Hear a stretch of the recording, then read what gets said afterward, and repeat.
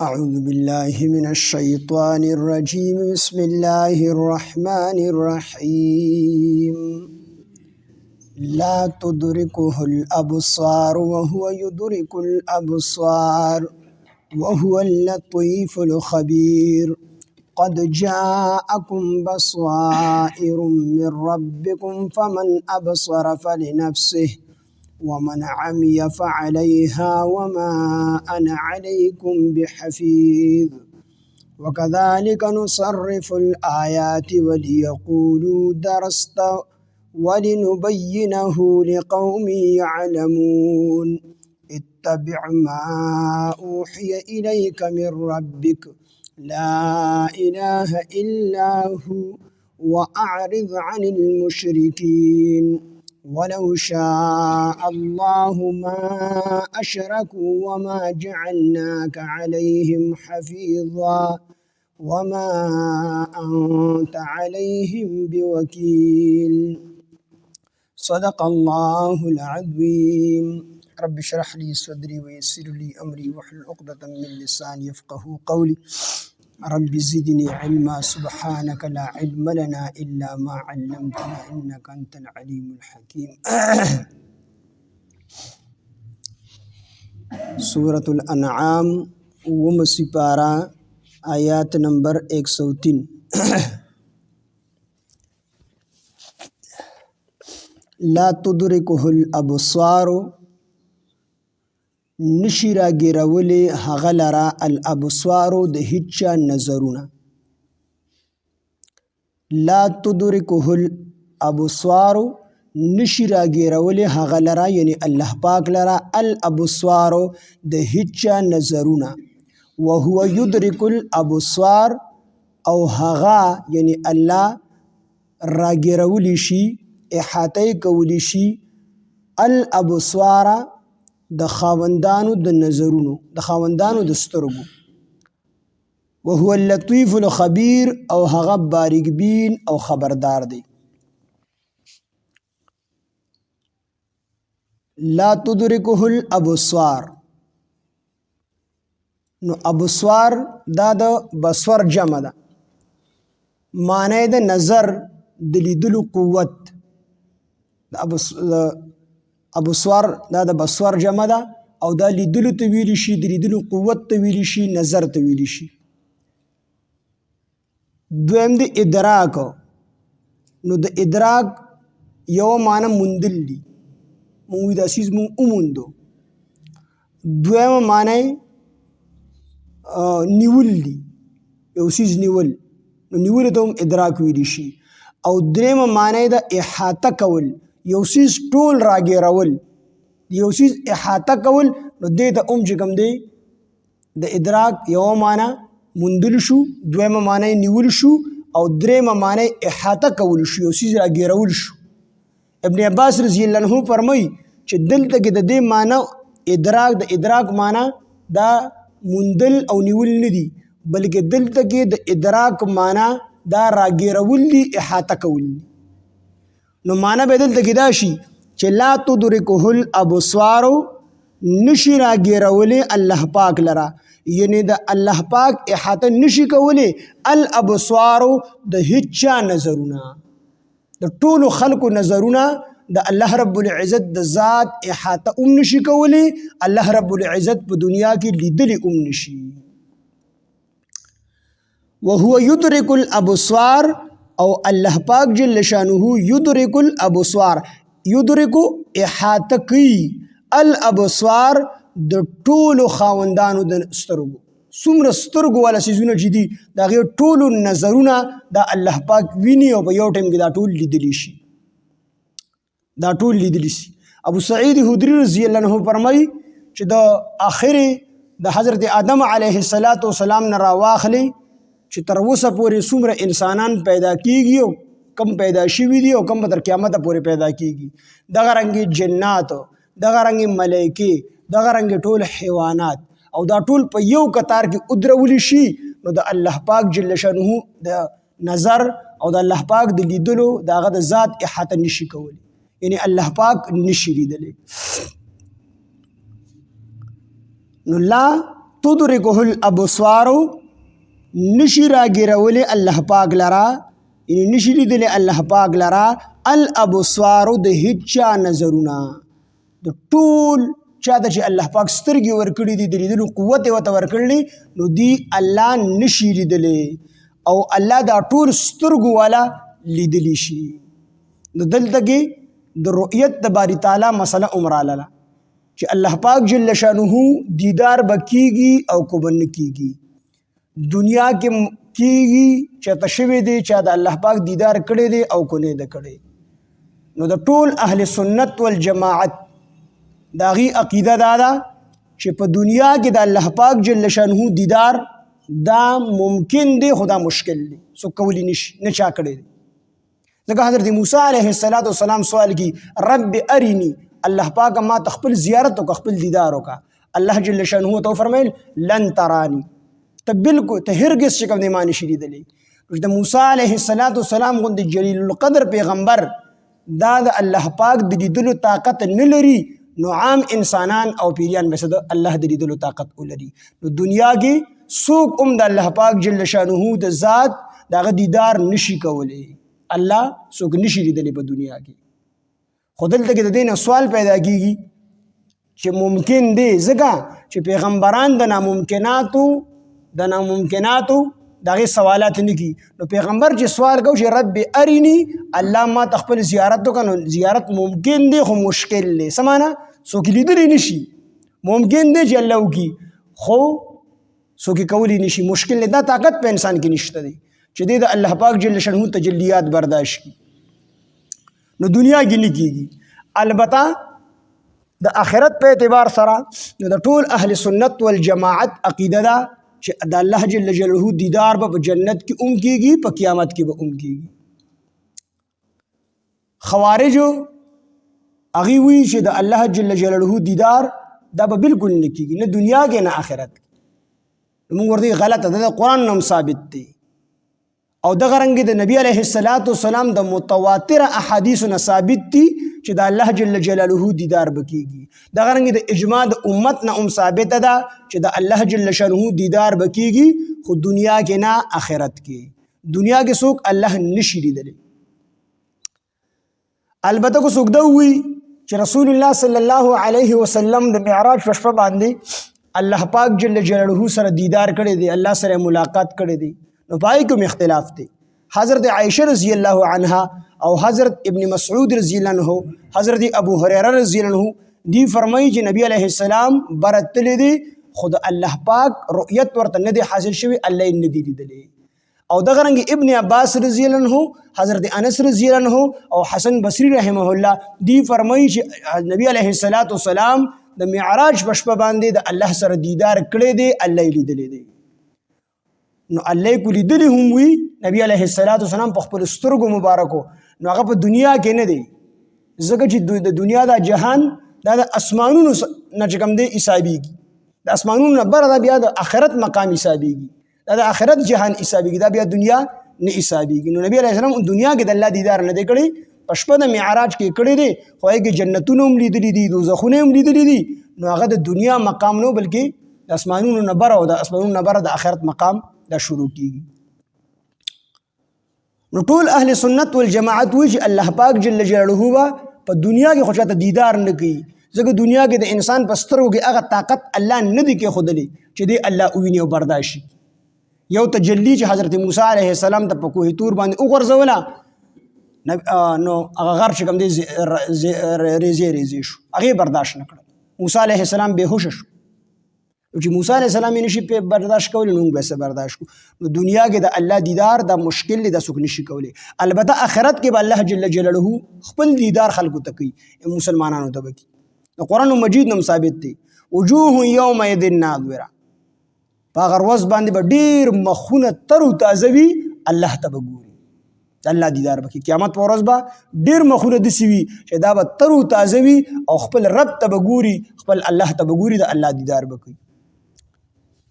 بل ځکه الله فرمایي کلا انهم عن ربهم یومئذ لمحجوبون د کافرانو په باره کې چې بېشکه دوی نه به خپل رب په دغه ورځ باندې پټ کړي شي. الله به خپل دیدار د کافرانو ته ونه کوي د کافرانو د خپل دیدار په ورځ د قیامت اون کوي. نو امام شافعي رحمه الله فرمایي چې کله د کافرانو د معصیت د وجنه د هغې د ګناهونو د وجنه الله هغې د خپل لوی نعمت نه محروم کړل، خپل ځان یې پټ کو، الله ته خپل ځان اونخو. نو د دې چې کوم مقابل خلق دي مسلمانان چې هغې د الله فرمانبرداري کړي، الله یې رضا کړي، نو الله به دغه خلکو ته د خپل نعمت ورکوي. یعنی د کافرانو باره کې خو الله فرمایي چې دوی ما د خپل نعمت نه محروم کړل، د خپل دیدار نه، د دې نه مې ځان پټ کو د څه د وجې نه؟ د هغې د کفر د وجې نه. نو مسلمانانو خو کفر نه دی کړی، نو دا نعمت په مسلمانانو ته میلاویږي. امام شافعي رحمه الله فرمایي آخرت کې به نبی علیه السلام یو پیرا 14 سپوږمۍ د صحابه کرام رضوان الله علیهم اجمعین ټول ورته کتل.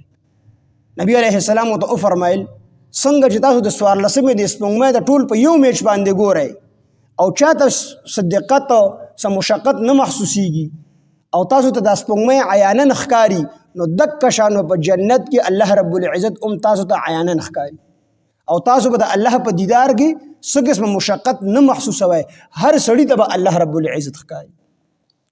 او حضرت عمر رضی الله عنه فرمایي چې د جنت یو خاص درجه ده، بعض د درجه مسلمانان به سار او ماښام د الله دیدار کوي.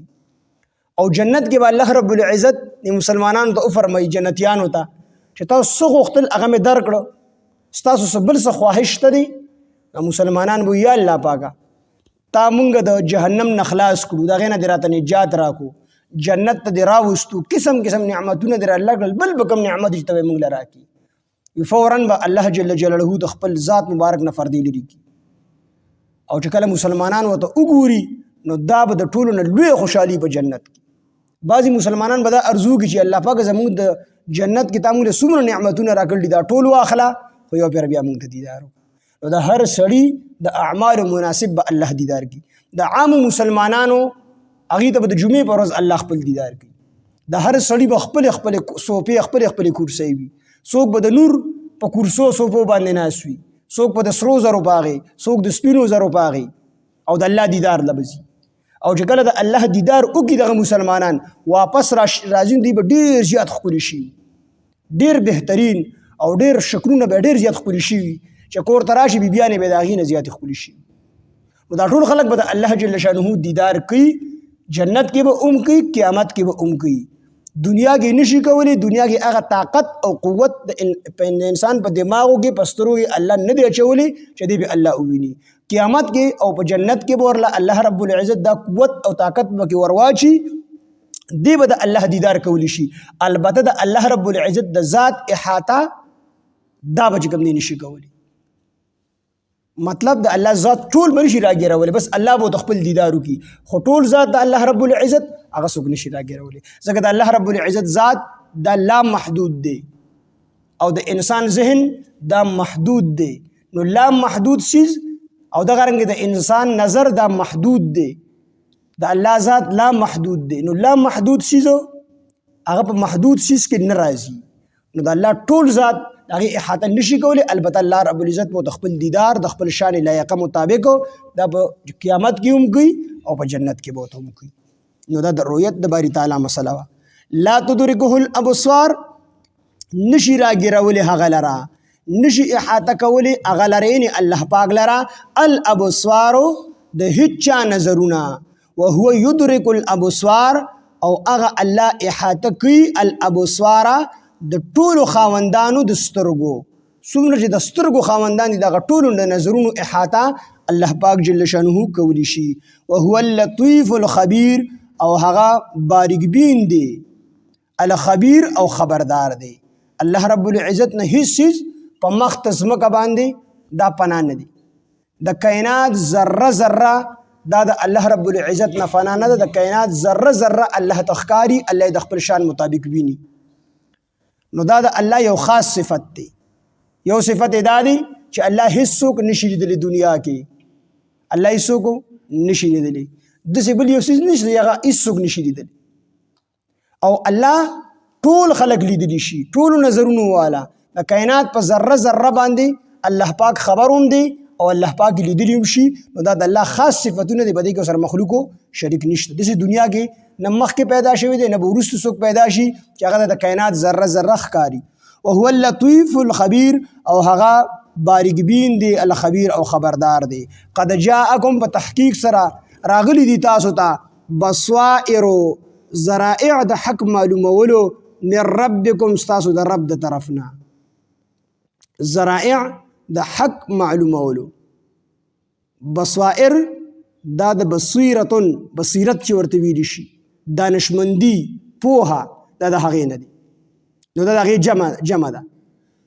قد جاءکم په تحقیق سره راغلی دی تاسو ته بصائر ذرائع د حق معلومولو من ربکم ستاسو د رب د طرفنا. نو ذرائع د حق معلومولو څه دي؟ د حق معلومولو ذرائع قرآن مجید دی. دغه رنګ نبی علیه السلام دی او رسول الله صلی الله علیه وسلم ته چې الله څومره معجزات ورکړي دي، هغه ټول معجزات د حق معلومولو ذریعې دي، لارې دي د حق معلومولو اسباب دي. نو دا الله پاک را لېږلي دي او د نبی علیه السلام په معجزاتو کې د ټولو نه لویه معجزه د قرآن مجید دی چې د قرآن د وړوکې صورت په شان د صورت څوک نشي راوړلی. نو دا قرآن دا د حق معلومولو دپاره ذریعه ده. اوس هم که یو سړی د حق طالب وي او د قرآن کې سوچ وکړي ته به چې کوم دی الله حق نصیب کړي، خو په شرط د دې چې د په زړه کې د حق طلب وي، د ضد او د عناد ور پکې نه وي بل. کو د ضد او د عناد ور پکې بل وي نو ابو جهل دا خو پته و چې نبی علیه السلام د الله پیغمبر دی، خو ایمان یې پې د ضد او د عناد د وجې نه راوړو. قد جاءکم په تحقیق سره راغلی دي تاسو ته بصائر ذرائع اسباب د حق معلومولو من ربکم ستاسو د رب د طرفنا. فمن ابصر د حق معلومولو اسباب، نو د حق د توحید دلایل درته راغلي دي. فمن ابصر پس هغه څوک چې وویني حق او قبولی کی، وی ویني مو او قبولی کی، نو فلنفسه نو دا د خپله فایده ده. فمن پس هغه څوک ابصر چې وویني حق او قبولی کی نو فلنفسه نو دا د خپله پیدا ده، د خپل نفس لپاره ده. ومن عمیا او څوک چې ړوند پاتې شو د حق ته قبلولو نه، ومن عمیا او څوک چې ړوند پاتې شو یعنې حق قبول نه کړو، فعلیها پس نو وبال په هغه باندې دی. فعلیها پس وبال به په هغه باندې وي. چا چې حق قبول نه کو د هغې نه خپل ځان ړوند کو او حق چې کوم دی قبول نه کو نو د حق نه قبلولو وبال به هم په دغې کس باندې پخپله وي. وما انا علیکم بحفیظ او نبی علیه السلام د الله فرمایي چې وما انا علیکم او وما انا او نه یم مونږه علیکم چې ته مو جوړ کړی په دوی باندې بحفیظ حفاظت کوونکي. نبی علیه السلام د الله فرمایي چې ته مونږ په دوی باندې حفاظت کوونکي او ساتونکي نه جوړ کړی، ته خو مونږ صرف د دې دپاره لیږلي چې خلکو ته حق لار وښیي، حق ورته واضحه کړي، حق طرف ته راوبلې. البته په حق باندې چلول دا ستا کار نه دی، هدایت کول نبی علیه السلام دی دا ستا کار نه دی بلکې دا د الله کار دی. وکذالک او دغه رنګې نصرف الآیات مونږ بیانو د آیاتونه د توحید د دې لپاره چې د خلکو پوه شي. وکذالک او دغه رنګې نصرف الآیات مونږ بیانو آیاتونه د توحید د دې لپاره چې دوی پوه شي. ولیقولو او د دې لپاره چې دوی ووایي درسته، چې دې لپاره چې دوی ووایي چې تا لوستل زده کړي دي، درسته چې تا درس زده کړی دی، علم دې زده کړی دی، د چا نه دې زده کړی دی. او دا خبره به دې څه د وجې کوي؟ دا به دې د ضد او د عناد د وجې نه کوي. دا پته وي چې دا قرآن دا د الله کتاب دی، دا د الله کلام دی، دا د انسان کلام نه دی. که نه د دې وړوکي صورت په شان صورت تر اوسه پورې تر قیامته پورې دا څوک نشي راوړلی. نو دې چې دا خبره کوي الله فرمایي چې دې ته موږ د آیاتونو دې دپاره بیانو چې دې پوه شي، او چې سره د پوهې دې بیا دا خبره کوي چې تا دا قرآن د چا نه زده کړی دی، ته د یو عالم خوا لتلی د هغه نه دې خبرې زده کړي دي، قرآن دې جوړ کړی دی. نو چې دې دا خبره کوي نو دا بیا دې د ضد او د عناد د وجې نه کوي. ولیقولو دپاره دې چې دې ووایي درسته چې تا لوستل زده کړي دي، ولنبینه او دپاره دې چې موږ ښه بیان کړو لقوم د هغه قوم دپاره یعلمون چې هغوی پوهېږي. نو د قرآن د نازلېدو درې غټې غټې پیدې دي. یوه پیدا یې دا ده چې نبی علیه السلام ته الله د تبلیغ اجر ورکړي، تبلیغ نبی علیہ السلام اجر نبی علیہ السلام ته ورکی. نبی علیہ السلام ته الله فرمای انذرتهم ام لم تنذرهم فهم لا يؤمنون. نبی علیہ السلام ته الله فرمای محبوبه کو ته یری دی کافرانو لرا او کو نه یری فهم لا يؤمنون دی ایمان نه وروړي. نو ګوروي نبی علیہ السلام ته الله فرمای چې کو ته یری دی لرا کو نه یری بیا دی ایمان نه وروړي. نو بیا د نبی علیہ السلام بار بار اغي پسې د تلو څه پیدا وا. نبی علیہ السلام د هغې په حق کې وفرمیل چې د الله پیغمبره کو ته یری دی او کو نه یری دی خو ایمان نه راوړي خو ته چې پسې بار بار ځې دعوت ورکوې نو ستا چې کوم دی ثواب زیاتېږي تا ته الله اجر درکړي ستا نه الله نور خوشحاله کېږي ستا به جنت کې درجات اوچتېږي په دې باندې.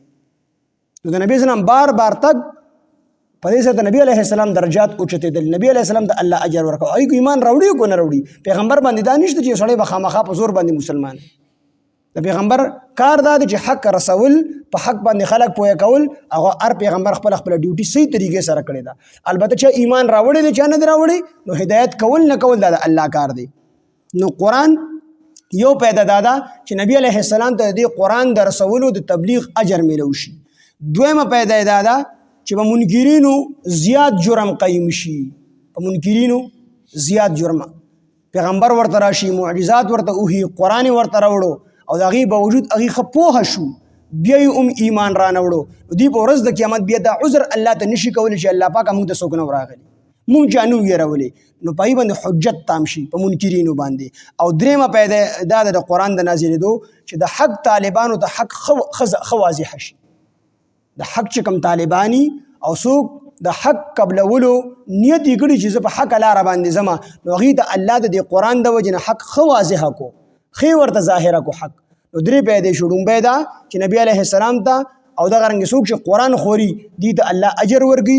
دویمه پیدا دا ده چې کوم منکرین دغه دي د قرآن دي منکرین د الله دي منکرین د پیغمبر علیه السلام دي د قیامت او د دوزخ دي نو په دې باندې الله حجت تام کړي دی بیا عذر نشي کولی په ورځ د قیامت باندې. او درېیمه فایده دا ده چې کوم د حق طالبان دي هغې د الله حق ښه پوره واضحه کړي. نو ولنبینه دپاره دی چې موږ ښه بیان کړو دا حق دا قرآن لقوم د هغه قوم دپاره یعلمون چې هغوی پوهېږي چې هغوی پوهېږي نو موږ د حق ښه بیان کړو حق ورته واضح شي او چې کله حق ورته واضح شي نو هغې ایمان راوړي.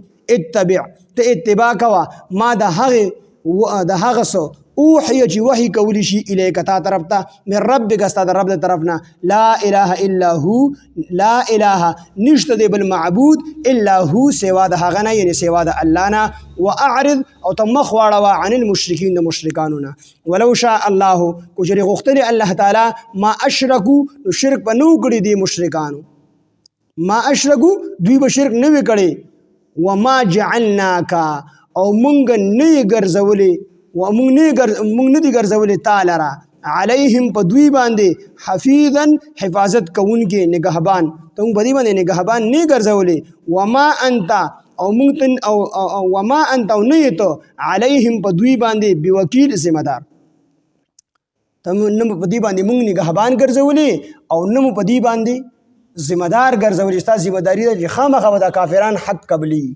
مستاکار سره ابداو چې تاو د حق ور ورسو په حق باندې دی پوهه کړل اوس کو څوک اسلام قبلي ایمان راوړي او کو نه راوړي په دغه خپل خوخه ده. نبی اسلام په کافرانو بارک ډیر غمجن انتهي غمجن بو او د نبی علیه السلام خواهش پداو چې دا ټول خلق مسلمانان شو ایمان راوړي او دا ټول خلق د جهنم نه خلاص جنت تلو والا جوړ شو. دا به د نبی اسلام په زړه کې یو درد او د شپې به جړل او دروازې به د خلکو په ستلو نو ډیر پریشان به شو کله چې دا خلک ولې ایمان نه راوړي. نو الله تو فرمایل چې پتا باندې ذمہ داری نشته چې دا خلک په ایمان راوړي ستا چې کوم ډیوټي دغه ته پوره کړي البته ایمان نه راوړل یا راوړل هدایت کول یا نه کول الله دې زما کار دی په دې ته م پریشان کېږه. دغه نبی علیه السلام ته یو قسم تسلیم ده چې ته په دې م پریشان کېږه.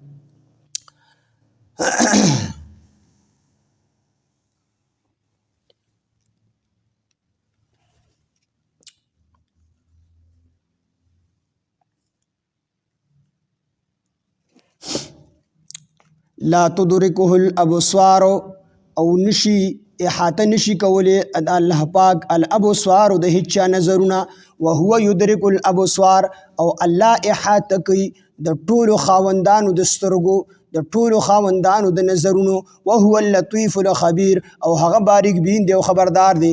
قد جاءکم په تحقیق سره راغلی تاسو ته بصائر من ربکم، بصائر ذرائع د حق معلومولو، یعنی د توحید دلیلونه د راغلی دي، من ربکم ستاسو د رب د طرفنا.